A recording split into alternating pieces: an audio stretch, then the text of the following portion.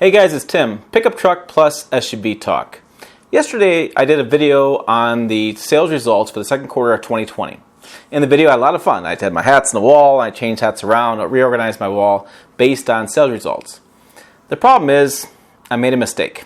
I made, a big mistake for me that I take seriously because it's my job. And I did not include the Chevy Colorado sales in that video. And even worse than that, I screwed up the placement of the Jeep Gladiator and the Chevy Colorado. So I'll put the corrected results on the screen so you can see. As you see those results, you'll see the Chevy Colorado was down 37%, but you can see where the numbers are really close with that and the Jeep Gladiator. There are about 300 vehicles or trucks in between each one. So you can see where, I screwed up. I didn't list them quite right. Another thing you'll notice in those sales results is how much better the Toyota Tacoma is beating its rivals. In that, the Ford Ranger and the Chevy Colorado combined sales can't even touch the Tacoma. Yeah, not even that close. And those trucks, like the Colorado, the Gladiator, and the Ford Ranger, are all newer trucks than the Toyota Tacoma is. Well, depending on how you look at it. But I would argue that they've won more awards, they've had much better reviews, and overall, journalists seem like they like those trucks a lot more. So why is it then that the Toyota Tacoma doesn't get the love from journalists, but you, the consumer, loves them? Well, I'm going to give you 5 reasons in this video why I think the Tacoma outsells competition and why you guys are buying it 2-to-1 versus the nearest competitor. And if this is your first time here, welcome on this channel. You'll find truck and SUV news, reviews, interesting stories I do, and fun stuff I do like, this video. It's going to be fun. It's a good time. And I do have a slight Midwestern accent. I am working on enunciating my words, and so if you can't hear me, can't understand me, I do apologize. But let's get to number one. Number one on the Toyota Tacoma, and one more thing before I start this, is in my video yesterday, I happened to say something slightly controversial about the Tacoma because journalists are not always a fan of it, but consumers are. And that's what I said. People were saying, unsubscribing, that guy doesn't like the Toyota Tacoma. Look, I'm a big fan of the truck. When I was 22, I think it was 22, 23, I tried to buy one. My credit wasn't so good. Got a Colorado, actually I got an S10 instead. What's happened? Early 20s. Trying to buy that lifestyle truck, which I'm going to get to that in a minute. But let's start number one. Number one is going to be about Toyota's quality. Yes, quality, dependability, reliability, durability, what are you going to say? QDR. And what I mean by this is that they're always consistently ranked as one of the more reliable vehicles out there. And the reason for that, I think, has a lot to do with a study that came out a couple days ago. Let me put it on the screen. So Toyota sweeps supplier relation rankings in a study and is the most preferred customer. Now, this is the 20th annual survey of North American automotive suppliers, and it shows that 6 major U.S. and Japanese automakers, only Toyota and FCA, made any significant improvements in their scores this year. Toyota gained 9 points, What's really interesting about this is that Toyota sweeps this category yet again for nearly 18 years. They've only not held the top spot in 2009, 2010, when Honda temporarily took over first place. So this means that if you look at these little charts, I can kind of blow them up a little for you, that suppliers really trust Toyota. They have a really good relationship with them. And look at the numbers. Look at like Nissan and FCA and GM and Ford's in the middle, Honda down. And if you look at like these numbers versus the quality and dependability kind of stuff I do, like reliable pickup, they kind of mirror what you're seeing. Nissan has done not so good over the years in quality. FCA has been the worst. Ford is making some strides. GM's done okay. Honda and Toyota have always been kind of better than the competition. Look at supplier benefits, how much they trust the communication, looking at how much the supplier invests in new technology. Are the companies investing in new technology with their suppliers? That's kind of going on. Degree to which OEM is a preferred customer without considering sales and profits. The degree which they want them as preferred customers. So people are going after Toyota as preferred customer. They want to work with them.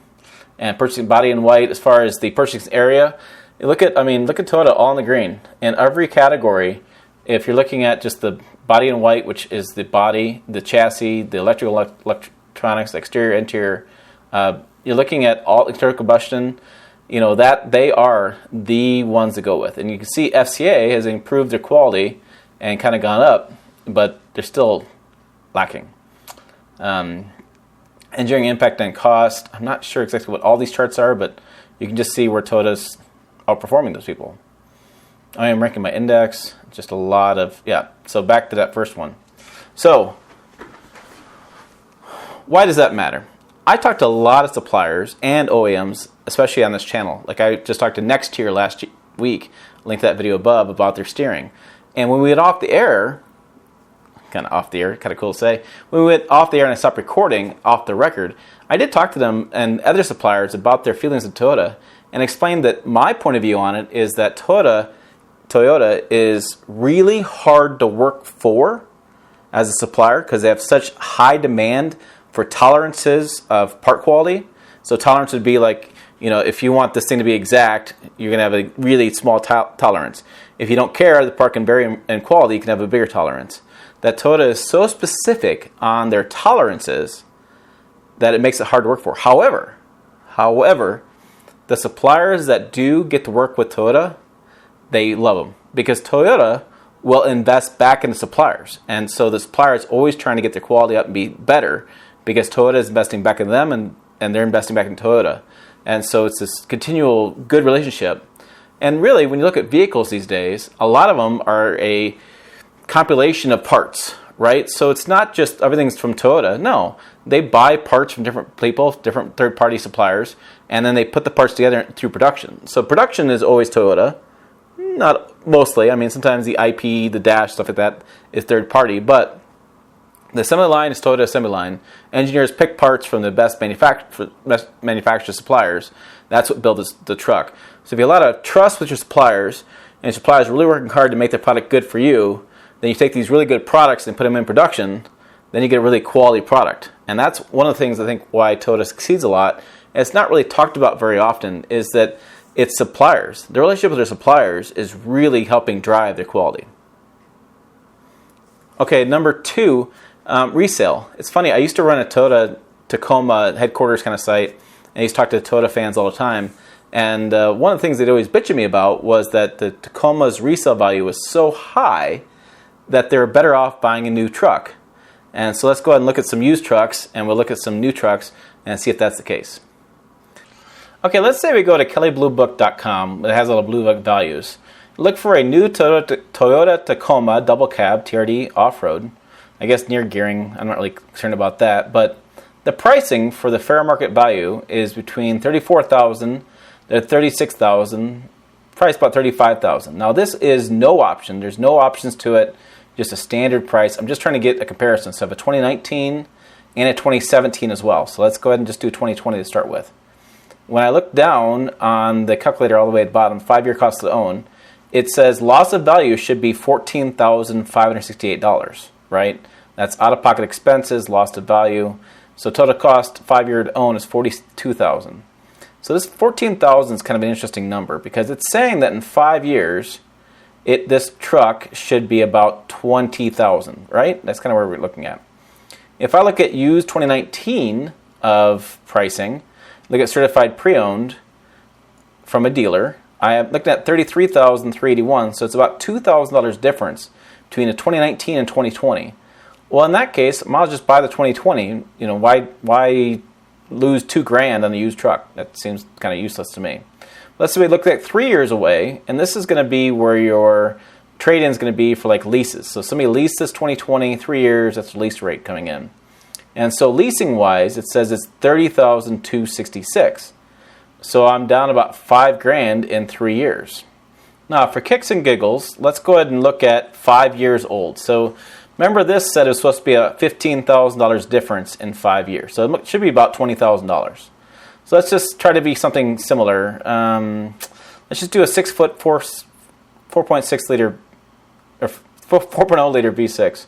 Gosh, I can talk today. So we'll do price without options, and we'll say buy certified, and we'll see if we can't get our certified car price. Survey says it says the fair purchase price should be about $25,000. That means in 5 years, this Tacoma has really only lost $11,000, right? So 2020, 2015, $11,000. When KBB even projected it was going to lose a lot more than that. This was going to be the depreciation. They thought the depreciation was going to be $15,000. It turns out, nope, not happening. So that's why these Tacomas resale value is so kind of crazy. 5 years old, which if you do 5 years old at 10,000, 12,000 miles a year, look at $50,000, $60,000 miles, and it's still $25,000. Number 3 is style. Now, I have an issue getting inside the Tacoma, and people have made all sorts of comments about that, but I know some tall guys have problems as well. It's just the way the shape of the cab is. So it's a really narrow cab. But that gives us a very cool style. It's got lots of ground clearance. It looks really sleek. And so one of the reasons the Tacoma sells is it's very stylish versus competition. When you park the Ford Ranger, which has not pretty like a blah front end, and you park the Chevy Colorado next to the Tacoma just looks like it's more rugged and looks like it's more powerful. Just looks like it's a more off-road ready truck. Number 4, speaking of off-road, it's going to be lifestyle. Go to Southern California. You can throw a dart and find a Toyota product driving through the desert. It's just, that's the lifestyle they built up in their commercials, their advertising. They have this whole thing about getting outdoors, and Tacoma's where you want to be. And they build it all together, and I think that's one of the reasons it sells quite a bit is because they have that lifestyle aspect. You know, you look at the Chevy Colorado ZR2, and that's finally Chevy's getting involved in the off-road culture.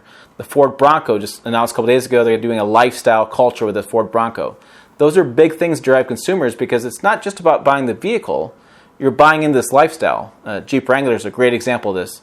The Jeep Wave, the Jeep Girls, the Jeep this, the Jeep that. It's a Jeep Life. I mean, they have a lot of Jeep lifestyle stuff with that product. And so these days, with that younger generation buying new vehicles, it's about the lifestyle they have, not about the vehicle.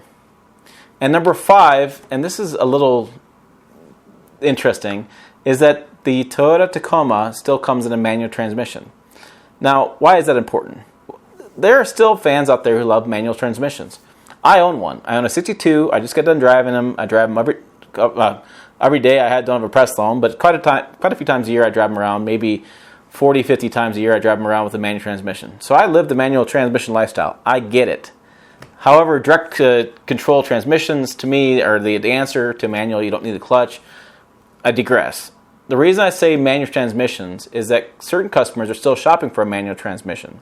They still want that gearbox. They still want to control the truck. They want to drive it that way. Now, I think that customer may not always end up buying a manual transmission. They may get the dealership and try to find one. They can't find one, so they have to settle for the automatic transmission. But I think the fact that Toyota offers a manual transmission still gets that customer in the door, and they're still looking around at their products, versus the competitors that don't offer a manual transmission at all. Ford doesn't offer one. Chevy Colorado got rid of theirs. GMC Canyon got rid of theirs. Nissan Frontier just got rid of theirs in 2020 model year. And Honda Ridgeline, I'm not going to have a manual. Not going to happen. So there you go. There are my top 5 reasons why I think the Toyota Tacoma outsells competition 2-1. What do you think? Put your comments down below. Let me know. Sound off. Why do you think people buy these trucks? Why did you buy one if you happen to own one?